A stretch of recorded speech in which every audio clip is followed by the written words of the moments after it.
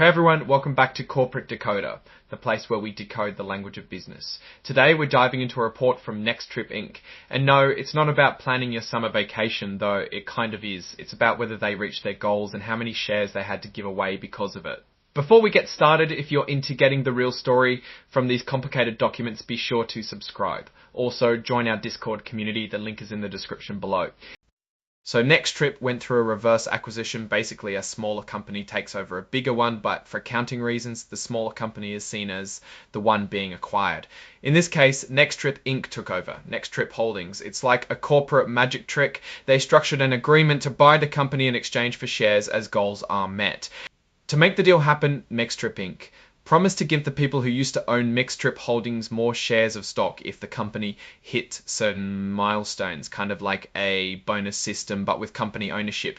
The company and the previous owners of NextTrip, known as NextTrip sellers, need to agree if the milestones were reached within 30 days of NextTrip saying they did it. If they agree, NextTrip Inc. has to give out the shares within 60 days.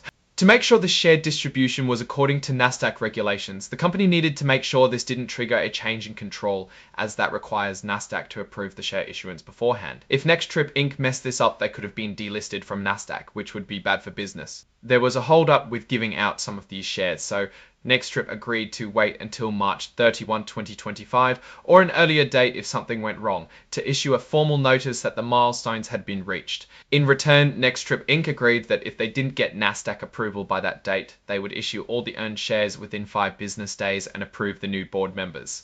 Basically, they were buying time to get the paperwork sorted out. Back in March 2025, NextTrip Inc. actually issued 4,393 shares to the NextTrip sellers to follow up on meeting 3 of the 4 milestones. This happened before the agreed deadline and after NASDAQ gave the go-ahead. Scroll item 3.02 unregistered act sales of equity securities. Scroll feet now on May 5, 2025. NextTrip Inc. issued 1,450,000 shares to the NextTrip sellers because the 4th and final milestone was met. This means all the promised shares have been given out and NextTrip Inc. doesn't owe any more shares from this deal.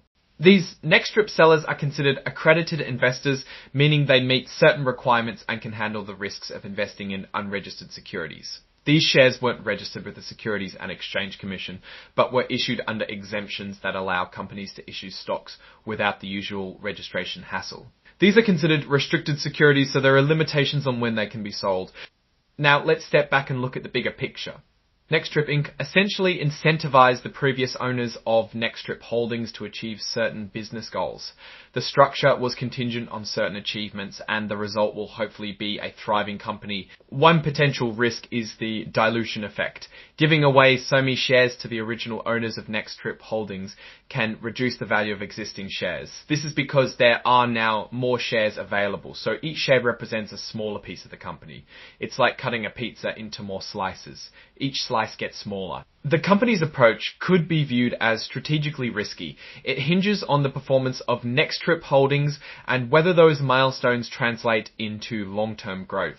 If the milestones were easy to achieve or don't lead to real business improvements, the company could have given away valuable equity for little gain. Overall, NextTrip's decision to use contingent shares was bold and perhaps somewhat risky.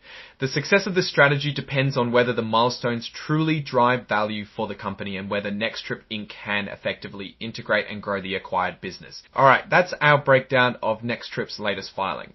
What's your take on these numbers and what they signal for the company's future? Drop your thoughts in the comments. If this analysis was valuable, hitting that like button really helps, and subscribe for more deep dives. Don't forget to check out the Discord in the description. Thanks for watching, see you next time.